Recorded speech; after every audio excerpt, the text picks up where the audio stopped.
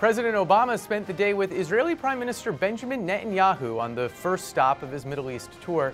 The Post's Scott Wilson is traveling with the president and joins us now from the Prime Minister's residence in Jerusalem. Good to see you, Scott. What have we seen today? Well, we saw a very ceremonial greeting of President Obama at the Ben Gurion Airport in Tel Aviv. Military honors, both Prime Minister Netanyahu and President Peres were there to greet him. He shook hands with dozens of Israeli politicians, religious leaders, military officials.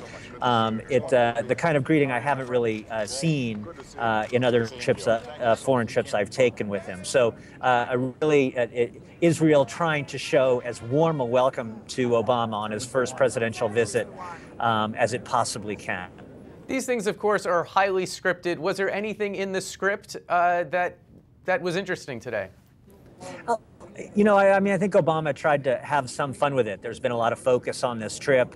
He was criticized heavily in his first term for skipping Israel. After giving a speech in Cairo to the Islamic world and then heading to the Buchenwald concentration camp where he highlighted Jewish suffering, but at the same time appeared to locate Israel's right to exist in the Holocaust rather than the Bible. That really made a lot of Israelis nervous. And right from the start on this visit, you saw him trying to repair that.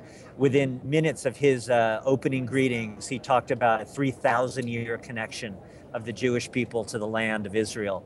And we have a clip of those Obama remarks at the airport. Let's take a look at what you're talking about. Today, the sons of Abraham and the daughters of Sarah are fulfilling the dream of the ages, to be masters of their own fate in their own sovereign state.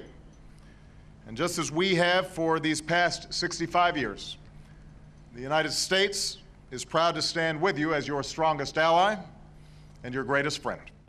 So, Scott, looking forward the next day or two, what questions are we trying to get answered as Obama makes this trip?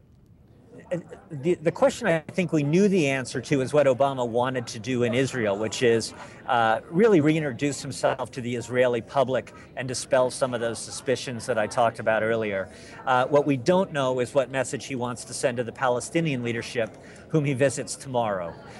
He has opposed Palestinian pushes for statehood at the United Nations, deeply disappointed their leadership after what looked like an early start in this administration to try to play the role of a more honest broker between the two sides. So I'm very curious and don't have an answer to the question of what message he really intends to deliver to Palestinian President Mahmoud Abbas, who's facing his own internal political problems with a rising Islamist Hamas party in certain parts of the Palestinian territories. I think we will see them in a joint news conference after their meeting, and it'll be interesting to see what the two have to say. Okay, Scott, thanks for finding some time for us on a busy day. Appreciate it, Brooks. Thanks.